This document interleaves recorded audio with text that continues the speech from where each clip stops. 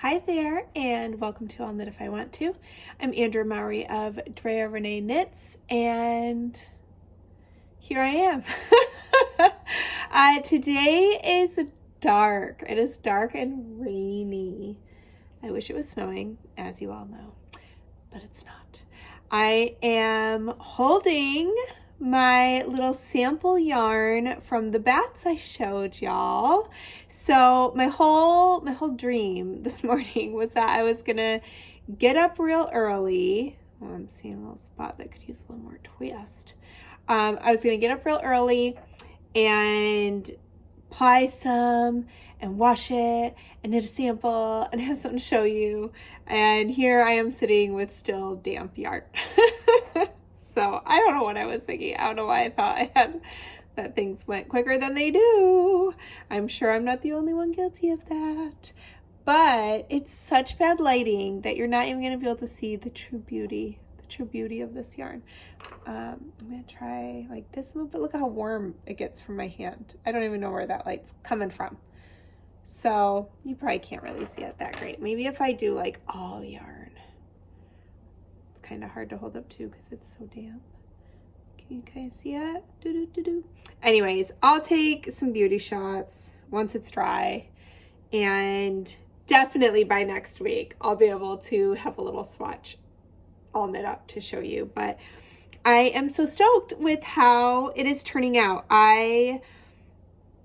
It's so funny because every time I go through like this moment of fear or like just like lack of confidence maybe in the craft, or just like, oh, I don't know. I don't know if this is gonna be right still. And I was a little nervous because of the main base of this is Port Fibers South Down Shetland Silk base. And it's a great fiber for knitting socks because a lot of those fibers have a pretty long staple length, and that's why, so it can make it kind of nice and strong. But I was really worried as I was spinning my plies that I was getting too much twist in there. I was just afraid of it being too dense or ropey, or I don't know. I was having some of that fear talking. So I'm so excited that I plied up a little sample so that I could really know. And now I don't have to sit there battling my fear as I spin. But I think it has a proper place in creating anything. I think it was David Bowie said in an interview once, like, if you don't feel a little scared, what was it? Like, if you don't have fear when you're creating something new, then like you're not doing what you should be doing, anyways, I wish I knew the proper quote. I'm just making things up now. No, he did say something like that in an interview, and I just thought that was so good because I think that fear always kind of has like a spot in the car when you're trying to create, and you just have to like make sure it's hanging out in the back seat and not in the front seat. That's another something from somewhere. Where did I read that one? That might be from Big Magic. Like, fear doesn't get to like control the radio, Anyways, so yeah, I think it's good. I think that I wish I knew the real quote. It's gonna kind of bother me. All right, I'm not gonna linger on it, otherwise I'm gonna want to restart this, and as we know, I don't really do that or edit these, so I'm gonna keep going before I annoy myself. But anyways, there's a really good little red blip in there. Can you see that this little cute guy? Oh, he's so cute.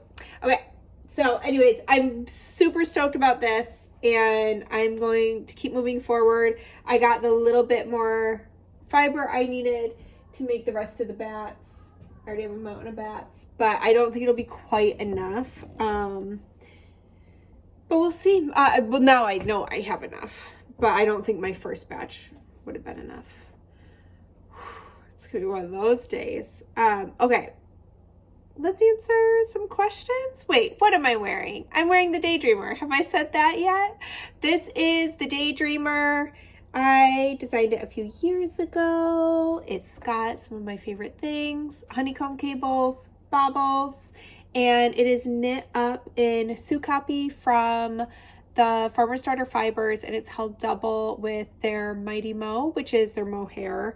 Sukapi is one of my all-time favorite bases from them. It's so good. It's a single ply, but it's like hardy and rustic and woolen. It doesn't feel like it feels like it can kind of hold up for something like a sweater, especially held with the mohair. But yeah, this just felt cozy on this rainy day. So let's answer some questions. All right. Okay. I just want to say that I had so much fun doing the bear paw sock knit along. Yay! I ended up with an awesome pair of socks and a really easy pattern to use for some Christmas presents. Oh, that was just a nice little note. That's not even the question. So thank you so much. And thank you to everyone who participated. The knit along was so fantastic this year. So many socks were knit. I do think it was kind of nice that they were DK, because I think that a lot of people who have felt like they couldn't finish in the past were like, I finished. Because it is, it's a little easier with a thicker yarn. So thank you everyone who participated. You made it so special, and it wouldn't be a knit along if y'all didn't come to knit along. Okay, let's get back to the question. I just purchased the Ramble shawl pattern. I really want to cast it on right away, but I told myself I wasn't going to purchase new yarn until after the holidays.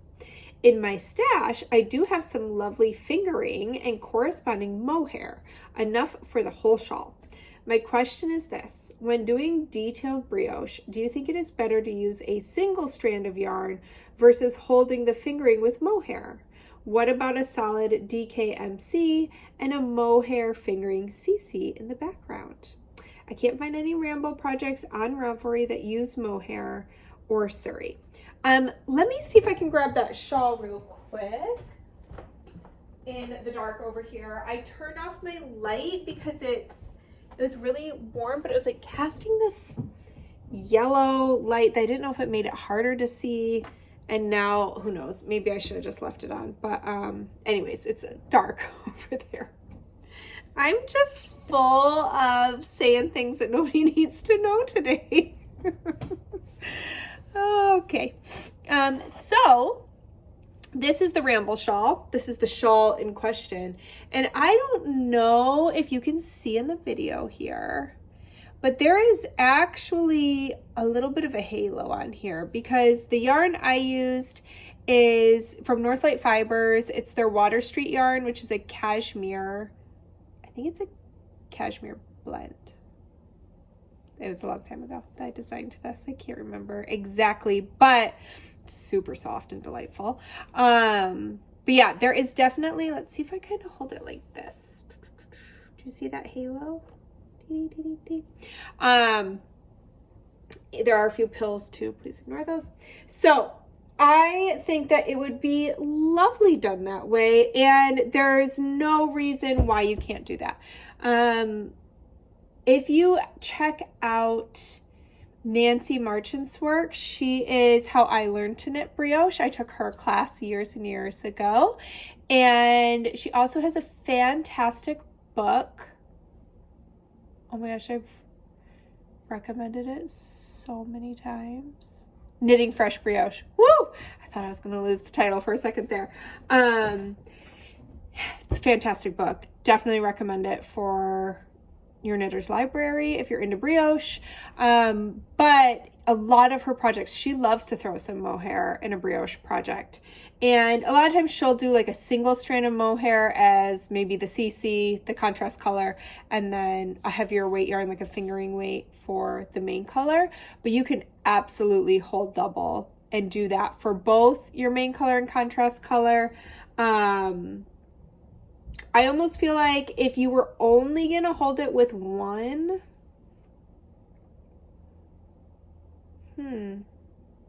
like my gut reaction is that I would want to do that for the contrast color, for like the white in this one. I would want that to be on top because I would want that halo. The halo to me feels like it should be on top as opposed to the MC like on the bottom. But you know, the good thing about knitting is you can do whatever you want and it's fine. So I think that if it were me, I would probably do the holding it double for both colors for the whole shawl. You could also knit up a little swatch, even just in garter stitch, just to see if you like how those are, or you could do a little straight brioche swatch. You don't have to do the stitch pattern. You could just cast on a 2-color flat brioche swatch, you know, so it just looks like brioche ribbing. I don't have an example right here to show you, unfortunately. So, and just to make sure you like it, but as long as you've got enough contrast between whatever will be your main color and your contrast color, you're going to be fine. And you actually don't need that much contrast because in brioche, which is one of the reasons why I love it, this is high contrast, but I love that brioche also does well with low contrast, depending on your personal color preference. So, okay. I hope that helps. Next question. I'm about to cast on a spark cardigan, which will be my first bottom-up project. I have bought Spin Cycle Dream State for the contrast color, and I was wondering if you have any tips on making the gradients match in the sleeves. So, I am going to start this by saying that I don't think you should try to make them match. You know, I think that with whether it be Spin Cycle yarns or like hand spun, every single skein's gonna be different. That is just the nature of yarn that is spun from fiber that was already dyed and then spun and then plied. And so that's kind of the beauty of it. That's kind of the journey and the fun of it. But I will give you some tips to at least get them started on the same foot. And you do you. Again, as I just said with question 1, you get to do whatever you want. Like, you do not have to listen to me. I tend to think of using a yarn that's kind of like this as letting your hair down and just going with it. But I understand wanting them to at least look cohesive. So what you can do is you have a couple different options. First of all, you can start with the sleeves of that sweater. I can't remember if I start with the body first. I think I do. Pretty sure I do. But you could start with the sleeves instead because that sweater is bottom up. You knit the body and the sleeves separately until you get to the yoke and then you join them together. So if you start with the sleeves, it just gives you more options to kind of compare your different skeins and use two that look similar. So what you can do is you can take your skeins, you can cake them all up if you want, and I always do a center pull ball. Ooh, hope this doesn't all fall down. Okay, so this is more of my hand spun. So this is a center pull ball. I can pull from the outside or I could pull from the inside here.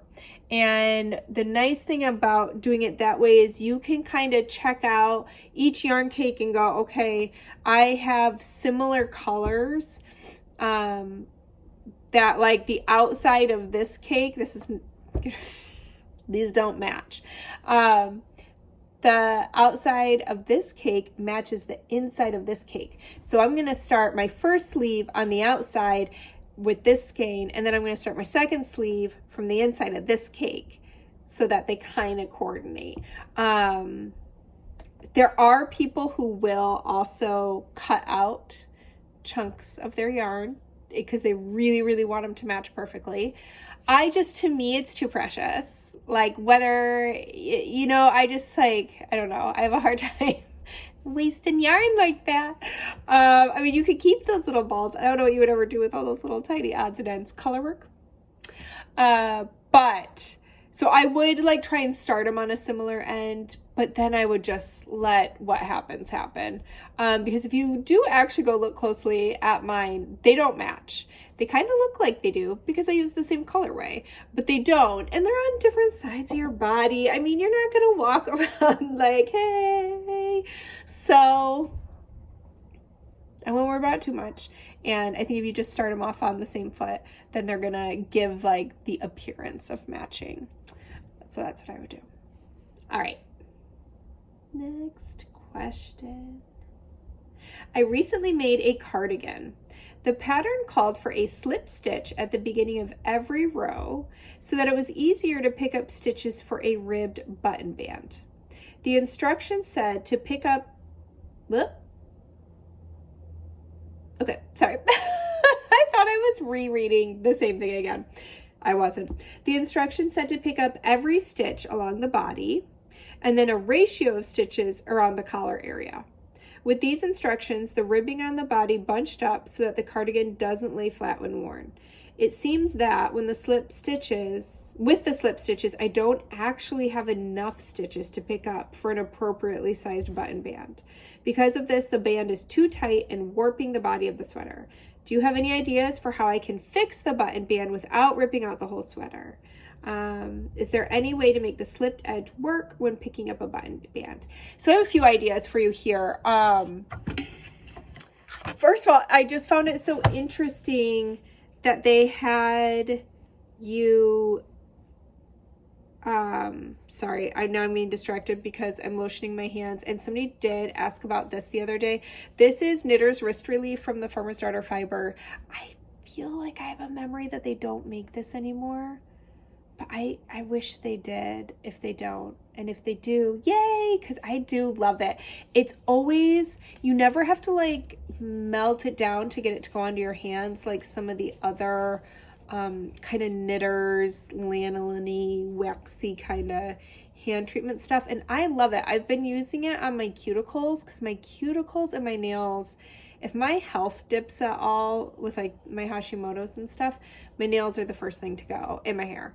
And so they have been a little rough the past couple months, and so I've been just rubbing this on my cuticles, and I feel like it's helping. So anyways, back to the question. Okay, so I have a couple of things here. First of all, it just struck me as interesting that they had you pick up one stitch for each on the body and then a ratio on the neck, because I do the opposite. I was like, oh, that's interesting. I always have somebody pick up one for every stitch because you're knitting in different directions, but maybe, I feel like I'm gonna sneeze. Maybe this cardigan is knit in a different direction. Because generally my school of thought is that when you are picking up stitches, times like this, I wish I had props. All right. Yeah. Do I have anything I could use? I need it to be the right direction is the problem. Okay. I'm wearing a sweater. So, when we are picking up stitches along the edge of something that we knit up and down this way, but we're picking stitches this way, I find the best way to do that is a ratio of 5 to 7. And I've shared that on here before. So you want to pick up 5 out of every 7, basically rows of knitting. That's what I was looking for. When we are picking up stitches on rows, I like to do a ratio of 5 to 7. When I'm picking up stitches, let's say if I was picking up stitches right here, which is actually stitch by stitch, I would pick them up 1 for each stitch, as opposed to when I'm picking them up from rows because it's at the side. Does that make sense? Anyways, doesn't really have much to do with your question. It just struck me as interesting. So, but you would be in even more trouble if you had done a 5 to 7 ratio, because you're saying that the button band is already too tight and it's causing some, I liked the word you used, warping of the body. So you do have plenty of options here. You do not have to unravel that sweater, in my opinion. You could, go up a needle size. That would make the button band bigger. Go up 2 needle sizes and use the same needle size that you used for the body of the sweater if you need to. So that would be like a really easy way to do it. I would be curious to know how it fits around your neck. That would be the only place where you'd have to basically, then you would probably want to pick up maybe fewer stitches if it had fit good there and the issues were only along the edge. But so going up a needle size would give you a larger button band. You could also, depending on, I don't know if there's patterning on this cardigan and if this would affect it, but if not, you don't have to pick up stitches inside the selvage stitch. You could go 1 row over, like 1 column of stitches over and pick up there, and that's going to give you more spots to pick up stitches. And if you did that, I would then default to the 5:7 ratio of picking up stitches. And that would only be in, I mean, it's actually really common to go in 2 stitches to pick up stitches for a button band. So it's not going to do anything weird or add bulk or anything. It should be just fine. So that would be an option, is just forgetting that selvage edge and going 1 more in. Lastly, and all of these, all you should need to do is unravel the picked up button band you already did and start over there. So you're not unraveling the body of the cardigan. So the only other idea I thought of was you could also just do a sewn on button band where you could knit your button band and then just seam it onto the sweater. And then that way it's the exact length you want it. And when I do that, you have a couple options here. I either knit 2 strips and I have them meet in the back. And then I just do 1 little, I Kitchener those stitches together, so I leave them live. And so what I do is I don't bind them off yet. I seam them in so that I know they are the perfect length. That way, if I'm like, ooh, this one's a little short, I could just knit a few extra rows in pattern. Or if it's too long, I could unravel a few before Kitchenering my 2 sides together. Or you can knit 1 long one, and again, I don't bind it off yet until I seam it in and I know it's going to end exactly where I want it to. And then again, you can add or subtract a couple rows to get that perfect fit and then bind off and finish seaming. So there's some options for you. I hope they help, but I definitely think that cardigan is savable without having to unravel the actual body. All right. My husband has requested a cardigan, and so begins my journey of my first not for me sweater. I'm planning on using your Spice cardigan, but I'm nervous about how to make it best fit him since he can't really try it on as I go. The steeking plus button bands will really change the fit, so I don't think my usual top-down try it on as I knit fitting method will work. Any recommendations for how to confidently get the size and lengths right when knitting this way? In addition, I'm going to do the in addition second so that I stay focused. Okay, so tip number 1, go to your husband's closet, pull out a sweater he loves, even if it's a sweatshirt, pull that out and measure that. And use those measurements to pick the best size for him based on the schematic. So then you can kind of go into it with confidence. That is what I do for my husband every single time I've knit him a sweater, because I'm always nervous about it. It's like I've been knitting sweaters for myself long enough that I know kind of what's going to work for me and what won't. But for him, I get nervous every time, especially when you are steeking something. So that would definitely be where I start. The next thing is if memory serves, the button band part of that sweater isn't super wide. So you can also, I'm trying to think of how tight that neck would be. Like he could try on the body of it, before you get into the yoke, just to see how that circumference is fitting. And then you can just see, okay, how big is my steek column? How big is my button band going to be when it's buttoned? And just know, okay, he's going to have like an inch more than what he has right now before I've steeked it out of the button band, but does it fit pretty good knowing that he has that little wiggle room, you know? And then you can proceed with the yoke. So yeah, I think those are my tips for that bit. I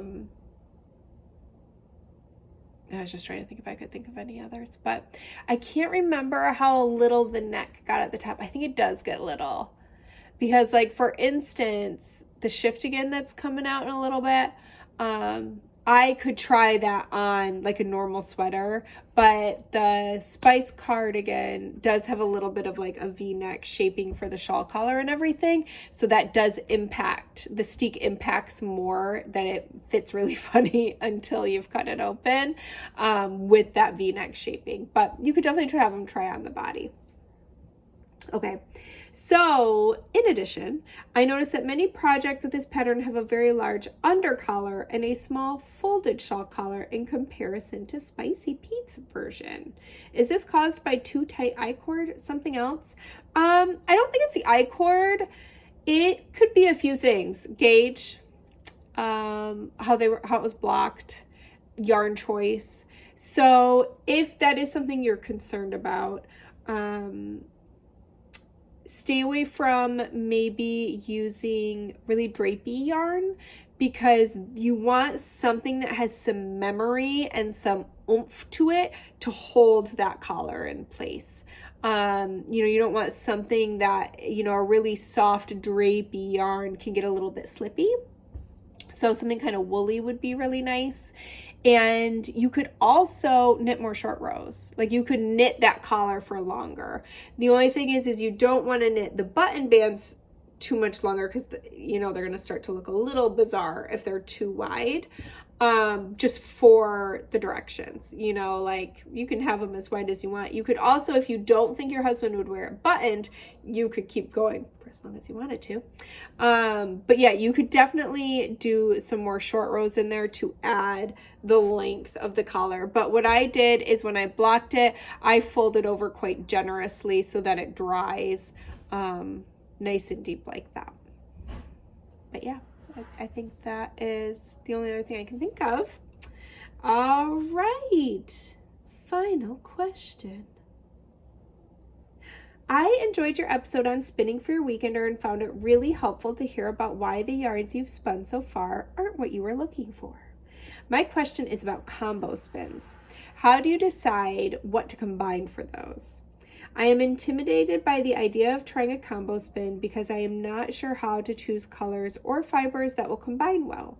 Are you spinning from the different fibers as separate plies and then plying them together? Or are you combining them in some other way before you spin them? Are there fibers you would never combine? Should you not combine fiber that has been prepared differently, i.e. bat and combed fiber? Am I completely overthinking this? So, let's just go through and answer these one by one.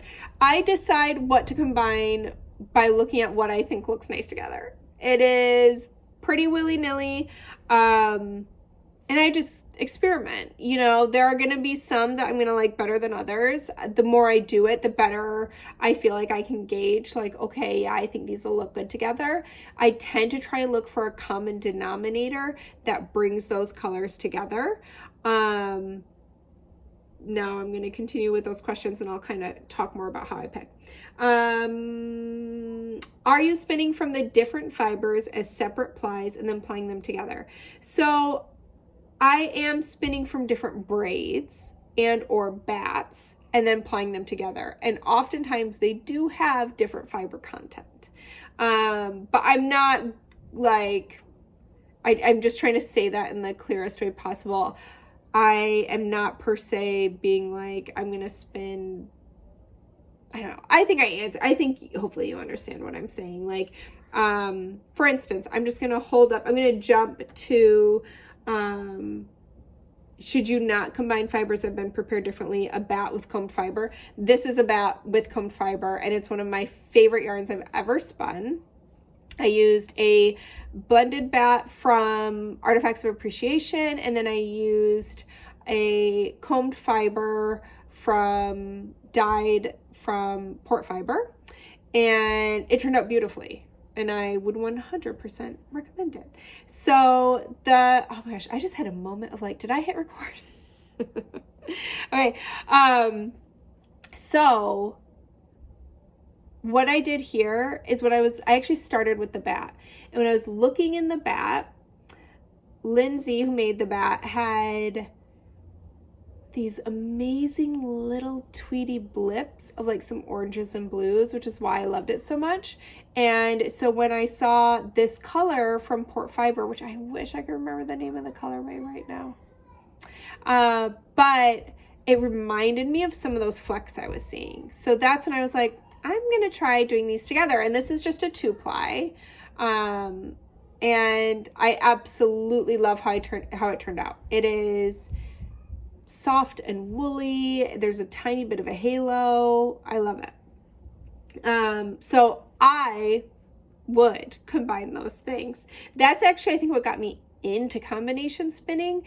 Is I had bought some bats and they were all really precious and I wanted to stretch them. So I was like, well, if I just do the bat by itself and I do a 2 or 3 ply yarn, this is all I can have of that bat. You know, it's this 4 ounces, you know, however many, between 250 and 400 yards I might get from this.